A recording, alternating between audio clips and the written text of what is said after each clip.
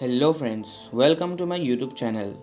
আপোনালোকে হয়তো আজিলৈকে বহুতো ভয়ংকৰ চিৰিয়েল কিলাৰৰ বিষয়ে শুনি আহিছে, কিন্তু আজি মই আপোনালোকক এনেকুৱা এটা চিৰিয়েল কিলাৰ বা হত্যাকাৰীৰ বিষয়ে ক'ম যাৰ বয়স মাত্ৰ 8 বছৰ। আৰু 8 বছৰ বয়সতে এই ল'ৰাজনে এটাৰ পাছত আন এটা হত্যাকাণ্ড সংঘটিত কৰি গৈছিল। এই 8 বছৰীয়া চিৰিয়েল কিলাৰটোৰ নাম হ'ল অমৰজিৎ চাডা। পৃথিৱীৰ আটাইতকৈ সৰু চিৰিয়েল কিলাৰ হিচাপে অমৰজিতৰ নামটো আজিও ৱৰ্ল্ড ৰেকৰ্ড হৈ আছে। আজি আমি এইটো ভিডিঅ'ত প্ৰকৃততে ঘটনাটো কি হৈছিল আৰু অমৰজিতে হত্যাকাণ্ডকেইটা কেনেদৰে সংঘটিত কৰিছিল তাৰ বিষয়ে জানিম। অমৰজিতৰ ঘৰ আছিল বিহাৰ ৰাজ্যৰ বেগুচৰাই জিলাৰ মুছাহাৰী গাঁৱত। তাৰ পৰিয়ালত বাপেক মাক, সি আৰু তাৰ এজনী কণমানি ভনীয়েক আছিল। অমৰজিতৰ পৰিয়ালটো অতি দুখীয়া আছিল বাবে তাৰ দেউতাকে দিন হাজিৰা কৰি যেনে তেনে পৰিয়ালটো পোহপাল দি আছিল। অমৰজিতৰ ঘৰৰ ওচৰতে তাৰ নিজৰ খুৰাকৰ ঘৰো আছিল আৰু তেওঁ তাত নিজৰ পত্নী আৰু ল'ৰা ছোৱালীকেইটাৰ সৈতে বাস কৰিছিল। 2006 চনৰ কথা। অমৰজিতৰ খুৰাকৰ ঘৰত এদিন এটা অদ্ভুত ঘটনা ঘটিছিল। তেওঁৰ মাত্ৰ 6 বছৰীয়া ছোৱালীজনী হঠাতে ঘৰৰ পৰা নাইকিয়া হৈ গৈছিল।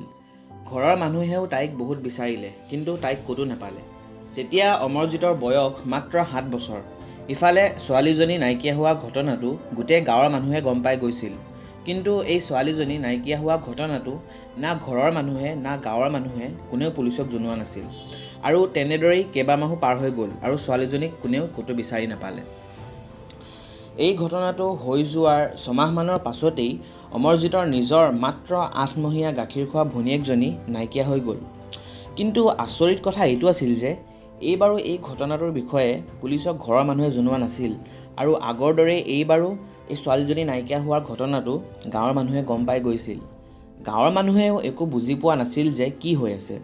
মাত্ৰ 6 মাহৰ ভিতৰতেই একেটা পৰিয়ালৰে দুজনীকৈ সৰু ছোৱালী নাইকিয়া হৈ গৈছিল আৰু এতিয়া গাঁৱৰ মানুহৰ মনতো লাহে লাহে ভয় এটা সোমাবলৈ ধৰিলে। এই ঘটনাটো হৈ যোৱাৰ মাত্ৰ 3 মাহমানৰ পাছতেই গাঁওখনৰ পৰা আকৌ সৰু ছোৱালী এজনী নাইকিয়া হৈ গ'ল। কিন্তু এইবাৰ নাইকিয়া হোৱা ছোৱালীজনী অমৰজিতৰ পৰিয়ালৰ নাছিল। আচলতে কথাটো এনেকুৱা হৈছিল যে অমৰজিতৰ ঘৰৰ ওচৰত চুনচুন দেৱী নামৰ এগৰাকী মহিলাই বাস কৰিছিল। তেওঁৰ এজনী ছমহীয়া গাখীৰ খোৱা ছোৱালী আছিল আৰু তাইৰ নামটো আছিল খুছবু।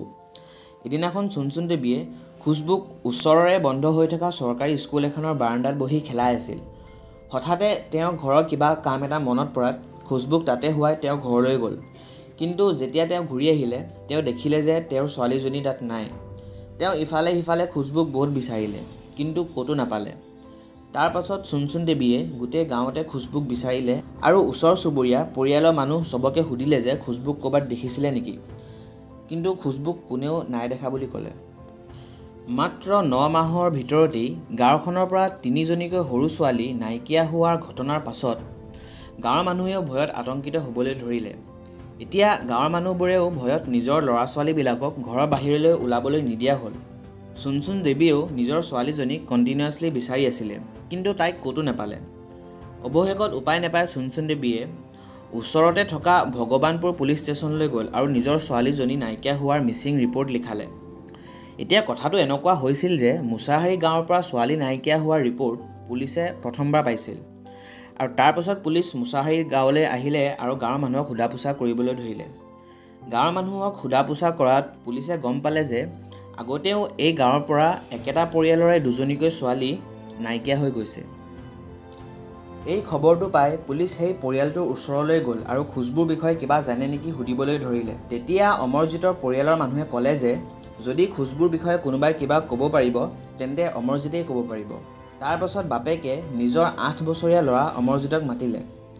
অমৰজিতক দেখাৰ পাছত পুলিচ অলপ আচৰিত হ'ল আৰু ভাবিলে যে এটা মাত্ৰ 8 বছৰীয়া ল'ৰাই কেনেকৈ ক'ব পাৰিব।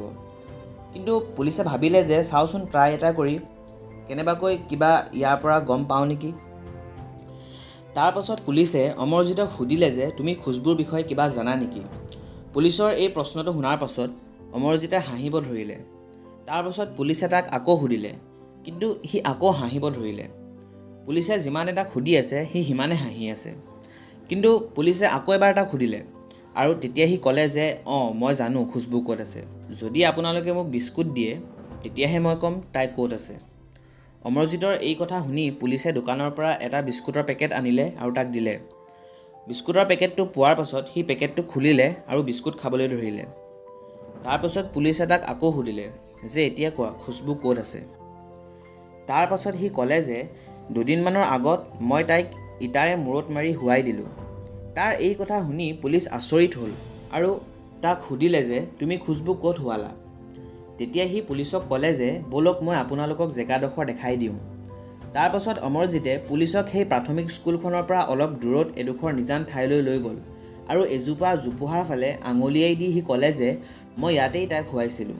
পুলিচ সেই জোপোহাৰ ওচৰলৈ গ'ল আৰু দেখিলে যে তাত এটা গাঁত আছে আৰু গাঁতটো ঘাঁহ বন আৰু পাতেৰে ঢাকি থোৱা আছে। পুলিচে যেতিয়া ঘাঁহ বনখিনি আঁতৰালে তেতিয়া তেওঁলোকে তাত খুচবুৰ ডেড বডিটো পালে। এই দৃশ্যটো দেখি পুলিচৰ মুখৰ মাত নাইকিয়া হৈ গ'ল।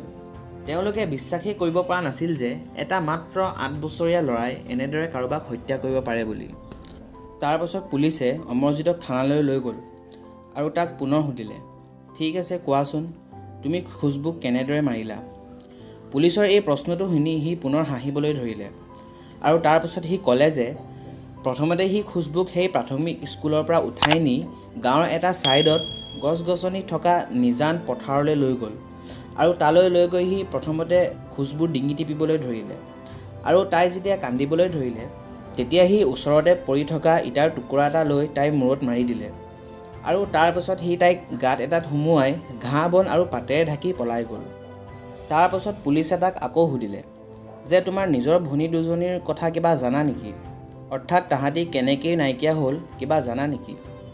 তাৰপিছত সি হাঁহিব ধৰিলে আৰু হাঁহি হাঁহি পুনৰ ক'লে, যদি আপোনালোকে মোক আৰু বিস্কুট দিয়ে তেতিয়াহে মই ক'ম। তাৰ পাছত পুলিচে তাক আৰু এপেকেট বিস্কুট আনি দিলে আৰু তেতিয়া সি আৰু দুটা নাম ল'লে যাৰ সি মাৰ্ডাৰ কৰিছিল। এটা তাৰ খুৰাকৰ জীয়েকৰ আৰু আনটো মাৰ্ডাৰ তাৰ নিজৰ 8মহীয়া ভনীয়েকৰ। অমৰজিতৰ এই কথা শুনি পুলিচৰ মুখৰ মাত নাইকিয়া হৈ গ'ল, কাৰণ তেওঁলোকৰ সন্মুখত এটা 8 বছৰীয়া চিৰিয়েল কিলাৰ বহি আছিল, যিটোৱে এটাৰ পাছত এটাকৈ 3টা মাৰ্ডাৰ কৰিছিল, যাৰ ভিতৰত 2টা মাৰ্ডাৰ তাৰ পৰিয়ালৰ ছোৱালীক কৰিছিল। তাৰপাছত পুলিচে অমৰজিতৰ খুৰাক আৰু দেউতাকক থানালৈ মাতি পঠিয়ালে আৰু তেওঁলোকক এই বিষয়ে সোধাত তেতিয়াহে তেওঁলোকে আচল ঘটনাটো ক'লে যে হয় অমৰজিতে 2006 চনত তাৰ খুৰাকৰ 6 বছৰীয়া ছোৱালীজনীক খুচবুৰ নিচিনাকৈ মূৰত ইটা মাৰি পেলাইছিল। এই কথাটো ঘৰৰ মানুহে গম পাই গৈছিল, কাৰণ যেতিয়া তেওঁলোকে অমৰজিতক সুধিছিল তেতিয়া সি কৈ দিছিল যে সিয়ে মাৰিলে বুলি। তাৰ 6 মাহমানৰ পাছত অমৰজিতে নিজৰ 8মহীয়া ভনীয়েককেই আগৰ নিচিনাকৈ মূৰত ইটা মাৰি পেলাইছিল আৰু তেতিয়াও সি ঘৰৰ মানুহৰ আগত একচেপ্ট কৰিছিল যে সিয়ে মাৰিছে বুলি। তাৰপাছত পুলিচে অমৰজিতৰ দেউতাকক সুধিলে যে যদি আপোনালোকে গম পাইছিল দুয়োটা মাৰ্ডাৰ অমৰজিতেই কৰিলে বুলি তেতিয়াহ'লে আপোনালোকে পুলিচক কিয় জনোৱা নাছিল। তেতিয়া অমৰজিতৰ দেউতাকে ক'লে যে যেতিয়া অমৰজিতে তাৰ খুৰাকৰ জীয়েকক মাৰিলে তেতিয়া আমি ভাবিলোঁ যে সিহঁতে নিজৰ মাজত কাজিয়া লাগিলে আৰু ভুলতে তাইক মাৰি দিলে। তেতিয়া আমি তাক ভালকৈ বুজাই মেলি এৰি দিলোঁ, কিন্তু যেতিয়া সি নিজৰ ভনীয়েকক মাৰিলে তেতিয়া আমি তাক বহুত পিটিলোঁ। তেতিয়া সি কান্দি কান্দি ক'লে যে আৰু এনেকুৱা নকৰোঁ বুলি, আৰু সেইবাৰো আমি তাক এৰি দিলোঁ। আৰু যিহেতু মাৰ্ডাৰ কৰা মানুহ আৰু মৃত্যু হোৱা মানুহ আমাৰ নিজৰ পৰিয়ালৰে আছিল, সেইকাৰণে আমি এইটো এটা ঘৰুৱা সমস্যা বুলি পুলিচক জনোৱা নাছিলোঁ। তাৰপাছত পুলিচে তেওঁলোকৰ ষ্টেটমেণ্ট লৈ ল'লে আৰু অমৰজিতৰো ষ্টেটমেণ্ট ৰেকৰ্ড কৰিলে। ষ্টেটমেণ্ট লৈ থাকোঁতে পুলিচে অমৰজিতক সুধিলে যে তুমি ইহঁতক কিয় মাৰিলা। তেতিয়া সি ক'লে যে কাৰোবাক বিষত চটফটাই থকা দেখিলে তাৰ বহুত ভাল লাগে। তাৰপাছত অমৰজিতক চাইকাইট্ৰিষ্টৰ ওচৰলৈ লৈ যোৱা হ'ল। ডাক্তৰে বহু পৰীক্ষা নিৰীক্ষা কৰাৰ পিছত ক'লে যে অমৰজিত কণ্ডাক্ট ডিছঅৰ্ডাৰ নামৰ এটা মানসিক বেমাৰত ভুগি আছে, যাৰ কাৰণে কাৰোবাক চটফটাই থকা দেখিলে সি আনন্দ পায়। তাৰ পাছত অমৰজিতক আদালতত হাজিৰ কৰোৱা হ'ল। যিহেতু অমৰজিত এটা নাবালক আছিল সেইকাৰণে তাক জুভিনাইল হোমলৈ পঠিয়াই দিলে আৰু 18 বছৰ নোহোৱালৈকে তাক ডাক্তৰৰ নিগৰানীত ৰাখিবলৈ কোৰ্টে আদেশ দিলে। যিহেতু অমৰজিত এটা নাবালক আছিল সেইকাৰণে তেতিয়া তাৰ ঘটনাটো পাব্লিছ কৰা নাছিল। 2016 চনত তাৰ 18 বছৰ সম্পূৰ্ণ হ'ল আৰু তাক হয়তো এতিয়া এৰি দিলে। বৰ্তমান অমৰজিত ক'ত আছে আৰু কি কৰি আছে তাৰ বিষয়ে কোনেও নাজানে। যদি আপোনালোকৰ ভিডিঅ'টো চাই ভাল লাগিলে তেন্তে লাইক আৰু কমেণ্ট কৰিব আৰু আগলৈ এনেকুৱা ক্ৰাইমৰ সঁচা কাহিনী চাবলৈ চেনেলটো ছাবস্ক্ৰাইব কৰি দিব। ধন্যবাদ।